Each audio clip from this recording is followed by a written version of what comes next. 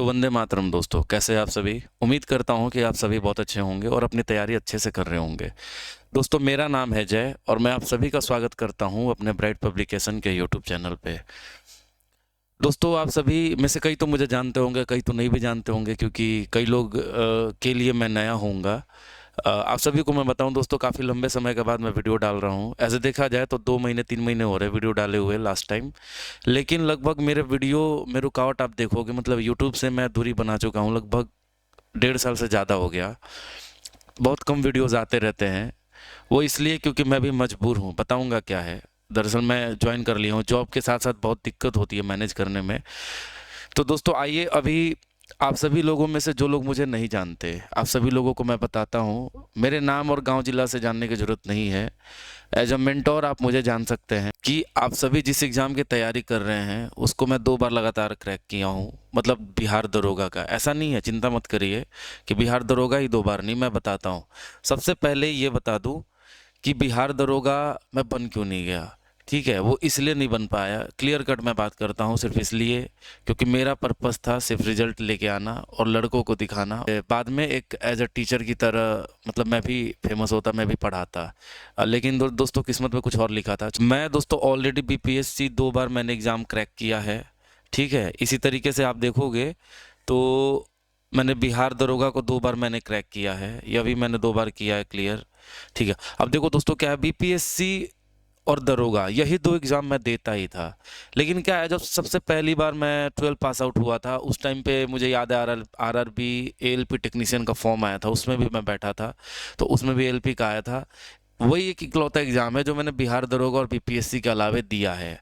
ठीक है, अब देखो उस समय मैं बिल्कुल पढ़ाई नहीं करता था, फिर भी रिजल्ट हो गया था। मैं मैथ रीजनिंग बनाया था। देखो बीपीएससी में दोस्तों 2 बार तो मैंने क्लियर किया है।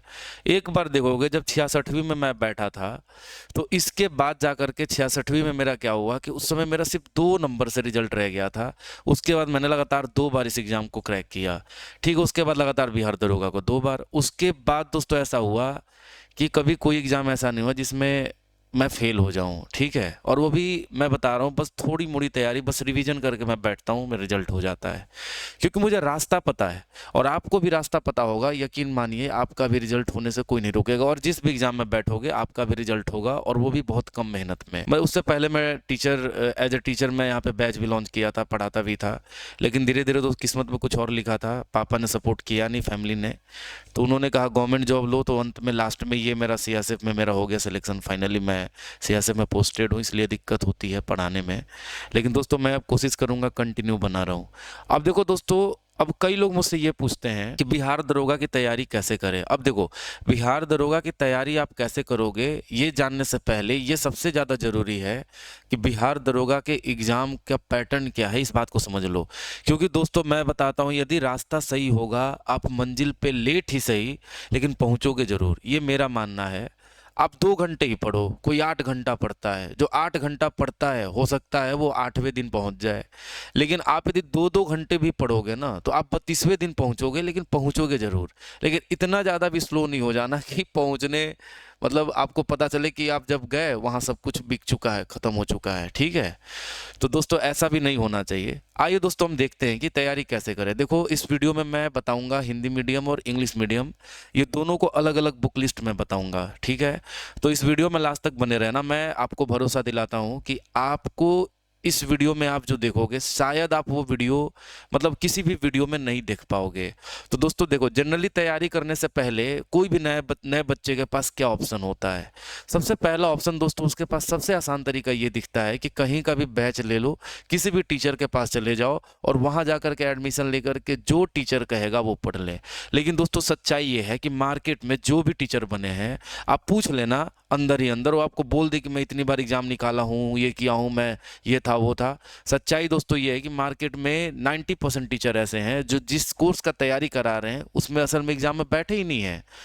आजकल ऐसा हो गया है, वो फेमस है, बस वो जो बैच लॉन्च कर दे रहा है वो सभी ले लेते हैं। और आप भी इस चंगुल में पड़ जाते हो। तो मैं ये भी बताऊंगा आपको क्या नहीं करना है, वो भी मैं हर वीडियो में बताता हूँ, यहाँ भी बताऊंगा। सबसे पहले होता है दोस्तों पीटी, फिर कौन सा होता है, फिर आपका होता है मेंस, और तब जाकर के दोस्तों पीईटी होता है। समझ गए, ये तो आप सभी जानते हैं। इसमें क्या होता है वो मैं नहीं बताऊंगा। मैं दोस्तों सिर्फ पीटी और मेंस को फोकस करूंगा। लेकिन याद रखना, आप पीटी की तैयारी कर लो, मैं यकीन दिलाता हूं आपका मेंस भी होगा। पीटी निकालना थोड़ा ज़्यादा टफ है, मानता हूं कि कट ऑफ पीटी का कम जाता है, लेकिन ये ज़्यादा कठिन होता है। क्यों होता है मैं बताता हूं। क्योंकि पीटी का जो पेपर होता है वो टफ होता है और मेंस से मैथमेटिक्स आता है, इस वजह से मैथमेटिक्स, और वो भी लल्लू टाइप का मैथमेटिक्स आता है और रीजनिंग आता है, सभी बना लेते, इसलिए कट ऑफ ज़्यादा जाता है। पर पीटी में क्या है, जीके 95% आता है, ठीक है, 5% ही जो है वो अलग सब्जेक्ट आता है, मतलब मैथ और रीजनिंग, बाकी 95% जीके जीएस आता है। तो से कितने, फिजिक्स से 5 सवाल, ये लगभग दोस्तों ये कॉमनली मैं अज्यूम करके मैं बता रहा हूँ, और यही सवाल इतने ही पूछे जाते हैं हर सेक्शन से, आप मिला के देख लेना।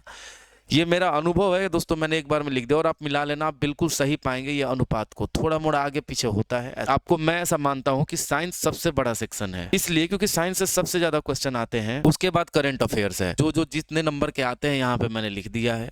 आप स्क्रीनशॉट ले लो और अपने पास रख लो, आपके बहुत ही काम आएगा। यदि चैनल पे पहली बार आए हो तो चैनल को सब्सक्राइब कर देना, वीडियो को जरूर लाइक कर देना। साइंस पढ़ने के लिए सबसे बढ़िया तरीका ये है कि आप कम से कम 6 to 10 तक का क्या पढ़ लो, एनसीईआरटी पढ़ लो। कम से कम 10 तक का एनसीईआरटी विथ कॉन्सेप्ट आपको आना ही चाहिए, क्योंकि पहले दोस्तों क्या है, रटा रटाया चीज आ जाता था, अभी भी आता है, अभी भी वन लाइनर ही आता है। मार्केट में लोग कहते हैं अब ऐसे रिजल्ट नहीं होगा, ये नहीं होगा, वो नहीं होगा, लेकिन ऐसा नहीं है, आज भी वन लाइनर ही आता है।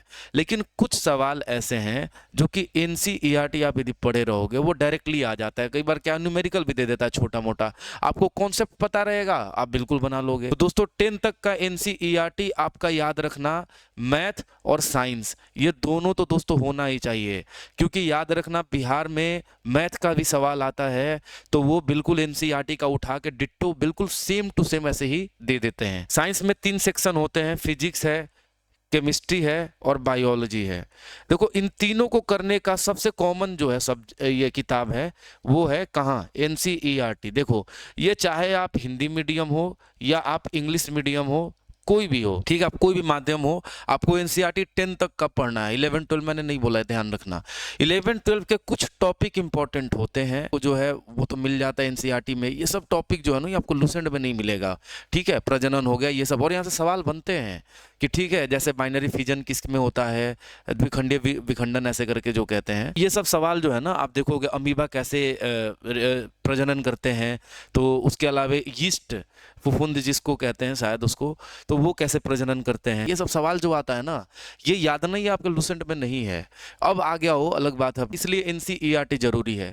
आप 6 to 8 नहीं भी कर रहे हो तो आप 9 और 10 करना। 6 to 8 आपका बेसिक बनाता है और 9 और 10 जो है वो थोड़ा सा एडवांस है, और 11 12 9 और 10 का ही और ज्यादा एडवांस वर्जन है। विथ कॉन्सेप्ट पढ़िए, यानी कि बस रटा रटाया रट लिया नहीं, उसको विथ कॉन्सेप्ट पढ़िए। इसके अलावा आप याद रखना लूसेंट भी दोस्तों जरूरी है।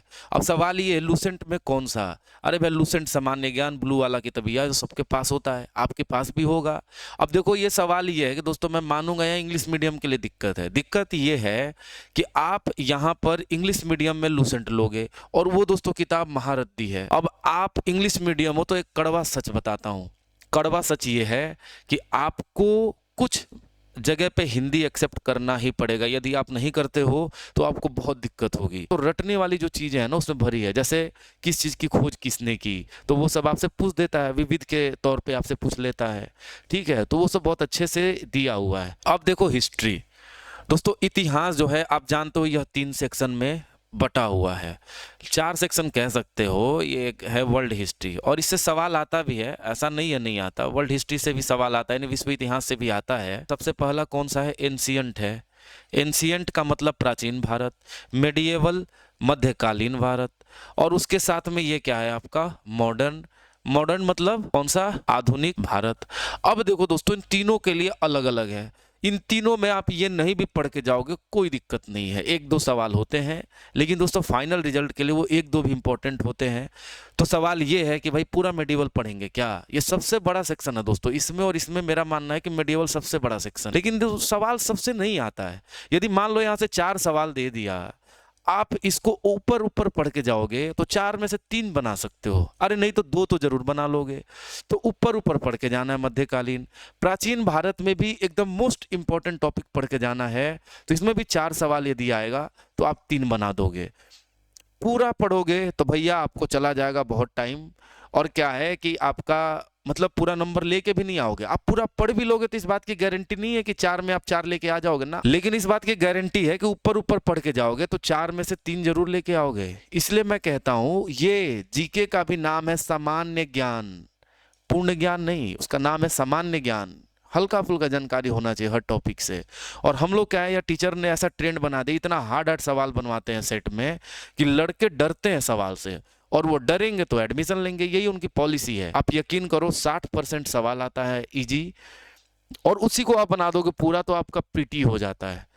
थोड़ा सा उसमें जो मीडियम लेवल का सवाल है थोड़ा सा वो बना दो तो कंफर्म है पीटी आपका। अब देखो मध्यकालीन में, यह भी दोस्तों मैं अभी बुक का बताऊंगा, मध्यकालीन में भी बहुत कुछ इंपॉर्टेंट टॉपिक है, मैंने वीडियो बनाया है, आप सर्च करोगे मेरे चैनल पे मिल जाएगा, लेकिन पहले सब्सक्राइब कर लेना। तो मध्यकालीन भारत के लिए सारे टॉपिक इंपॉर्टेंट नहीं है, कुछ इंपॉर्टेंट है, खास करके मुगल कालीन पढ़ लेना, दिल्ली सल्तनत पढ़ लेना डायरेक्ट, उसके बाद सूर्यवंश जो जो गद्दी पर आए हैं उन सब के बारे में पढ़ लेना, वो भी बहुत ज़्यादा नहीं, थोड़ा थोड़ा जानकारी रखना, ठीक है, ऊपर ऊपर पढ़ लेना, एकदम गहराई में नहीं पढ़ना है, नहीं तो आपका मेहनत बेकार जाएगा।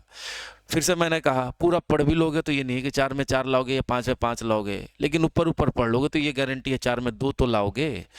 और पूरा पढ़ने में आपको सालों लग जाएंगे, और ऊपर ऊपर पढ़ने में आपको 10 दिन लगेगा, तो सोच लो कौन सा बेहतर है। उसके बाद देखो ये आधुनिक भारत के लिए जो इंग्लिश मीडियम वाले हैं वो चाहें तो देखो दोस्तों, क्राउन का जो इंग्लिश मीडियम है वो बेस्ट किताब है, को लोग रिकमेंड करते होंगे स्पेक्ट्रम, आप यकीन करो स्पेक्ट्रम में है बहुत कुछ, लेकिन ये आपके ज़्यादातर इंपॉर्टेंट है मेंस के लिए, ठीक है, आप इसको इग्नोर कर दो।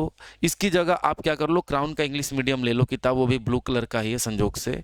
और जो हिंदी मीडियम वाले हैं उनको यहाँ पर लूसेंट से ही काम चलाना होगा, लूसेंट भी पढ़ लोगे तो बहुत होता है। क्राउन ले लेंगे इंग्लिश मीडियम वाले, लूसेंट ले लेंगे हिंदी मीडियम वाले, क्लियर है। देखो दोस्तों ज्योग्राफी को भी 2 सेक्शन में देते हैं, एक होता है इंडियन ज्योग्राफी और एक होता है वर्ल्ड ज्योग्राफी।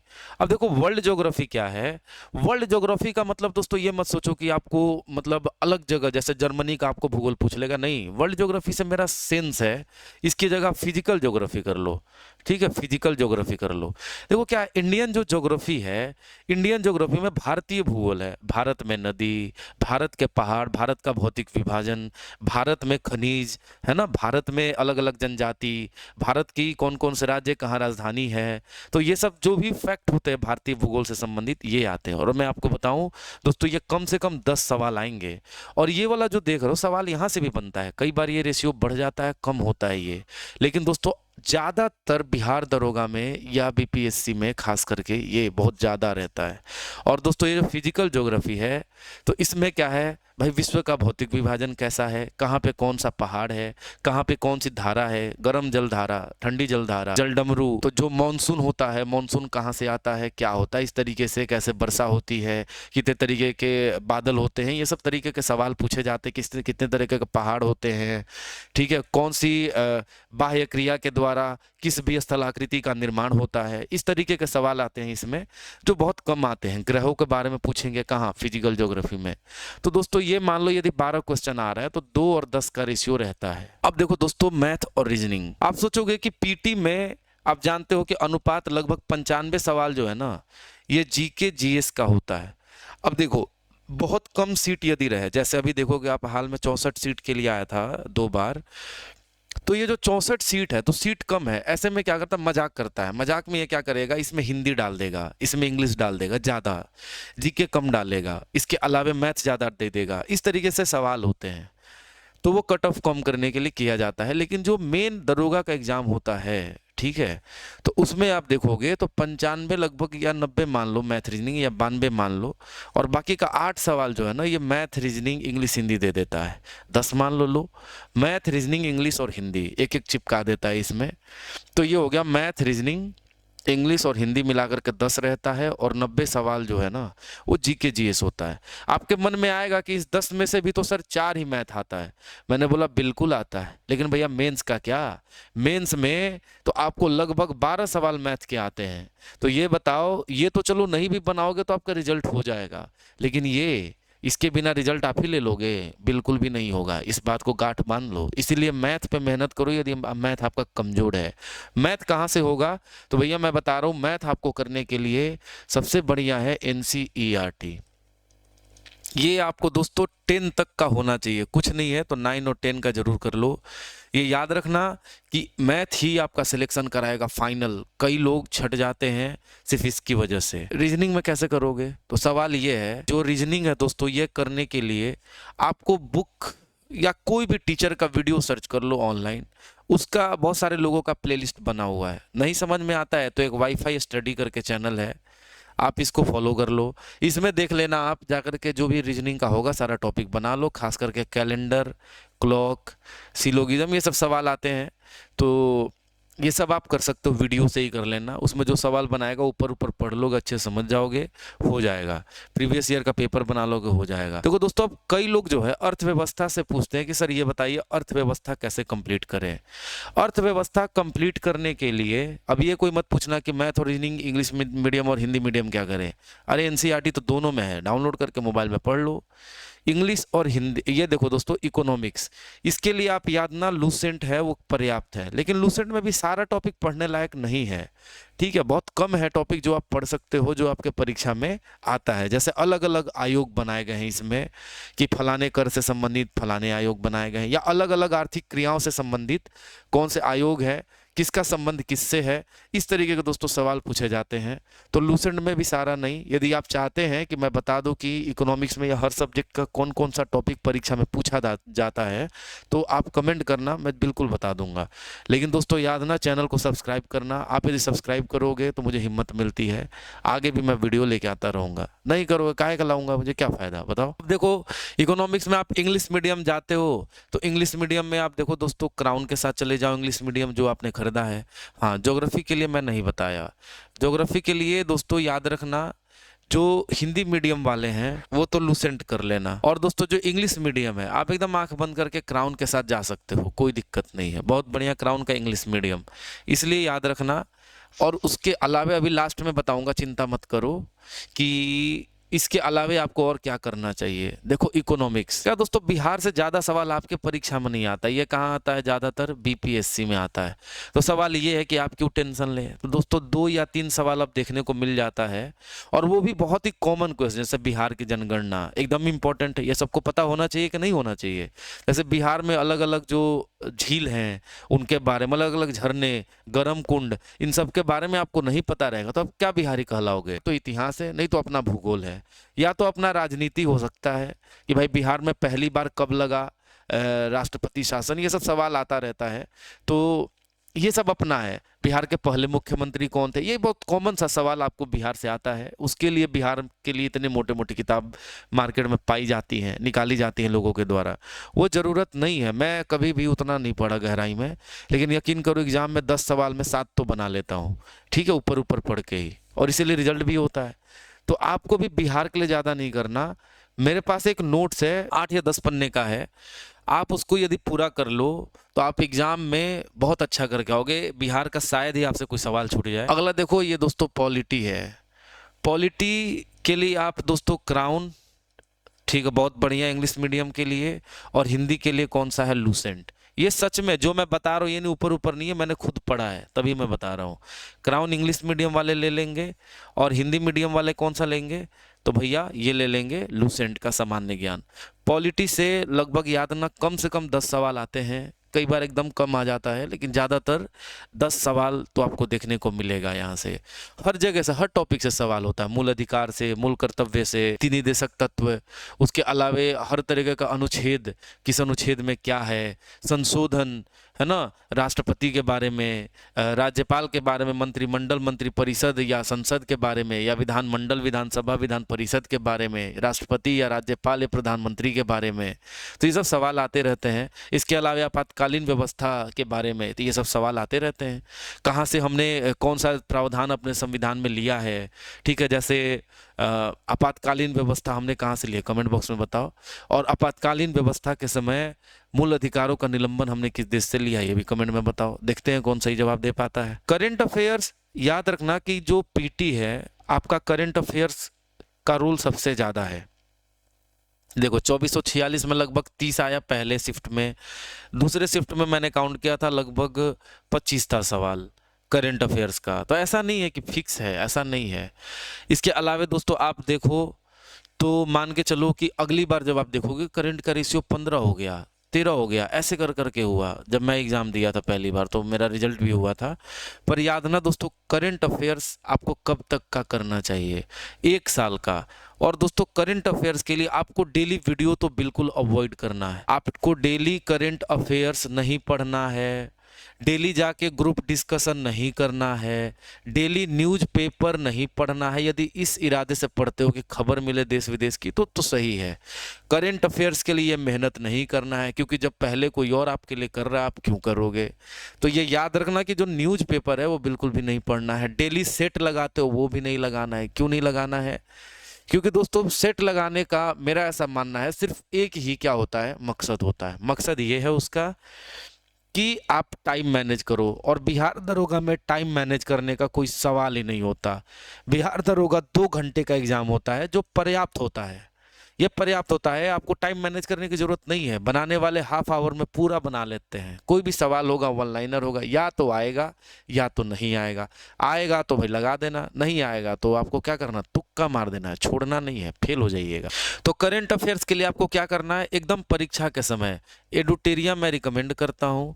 ठीक है, एडुटेरिया का दोस्तों हिंदी मीडियम भी आता है और इंग्लिश मीडियम भी आता है।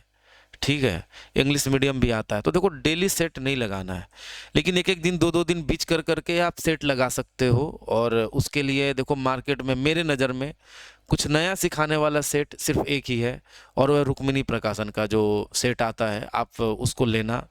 मुझे लगता है कि वो बहुत बढ़िया किताब है। और मैं ये कोई प्रचार नहीं कर रहा, ऐसा नहीं मुझे पैसे दिए उसने, लेकिन मेरा ये अपना ये मानना है, कुछ नया सीखने के लिए सेट लगाते हैं तो उसके लिए रुक्मिणी प्रकाशन से बढ़िया कोई किताब नहीं है। बाकी और सारे सेट में वही पूछा हुआ सवाल यही सब रहता है, उसमें कुछ नए सवाल होते हैं। और वो ऐसे नए सवाल नहीं है कि आपको कोई भी नया सवाल बना के दे दिया, नहीं, ऐसा नहीं है। और वो आपके परीक्षा में आने की संभावना भी कम है नए सवाल। लेकिन ऐसे सवाल आपके परीक्षा में आने की संभावना ज़्यादा है जो कहीं ना कहीं पूछे गए हैं, जैसे एसएससी, इसके अलावा रेलवे, इन सब में भी तो जीके पूछा जाता है। तो वो आपके परीक्षा में नहीं आ सकता क्या? यूपी पीसीएस, एमपी पीसीएस, इन सभी जगह पे कई बार जो सवाल आता है आपके परीक्षा में ऑप्शन सहित आ जाता है। तो उन सवाल को आप देखे रहेंगे, ऑप्शन सहित आता है तो बना के आ जाएंगे। यदि नहीं पढ़े रहेंगे तो वो नया सवाल है और आप नहीं बना पाएंगे, इस बात को जान जाइए। तो एडुटेरिया हो गया हिंदी और इंग्लिश के लिए करंट अफेयर्स को लेकर के, और एकदम लास्ट में पढ़िएगा। यदि फिर भी आपको आदत में रहना है कि करंट अफेयर्स आपको चाहिए तो मंथली मैगजीन पढ़ लीजिए। मंथली मैगजीन दोस्तों मुझे तो प्रतियोगिता दर्पण ही सही लगता है, पीडी, आपकी मर्जी है। अब देखो दोस्तों मिसलेनियस, विविध, दोस्तों विविध के लिए लूसेंट में भी पीछे में है और दोस्तों क्राउन में भी पीछे में है। आप दोनों को फॉलो करते हैं, पढ़ लीजिए। याद रखना हर देश की राजधानी आपके जुबान पे होनी चाहिए। हर देश की, कौन सा देश किस कॉन्टिनेंट पे है वो पता होना चाहिए। कुछ प्रमुख झीलें हैं, जैसे सुपीरियर लेक कहाँ पे है, तो ये सब है ना, जो भी, तो कौन सा पहाड़ कहाँ पे है ना, किस देश की राजधानी क्या है, तो ये सब आपको पता होना चाहिए। कुछ प्रसिद्ध स्थल हैं, कोई देश का कुछ पर्टिकुलर हम अलग अलग नाम देते हैं, जैसे 7 पहाड़ियों से घिरा हुआ देश, तो ऐसे कर करके सवाल आता है आप लोगों को।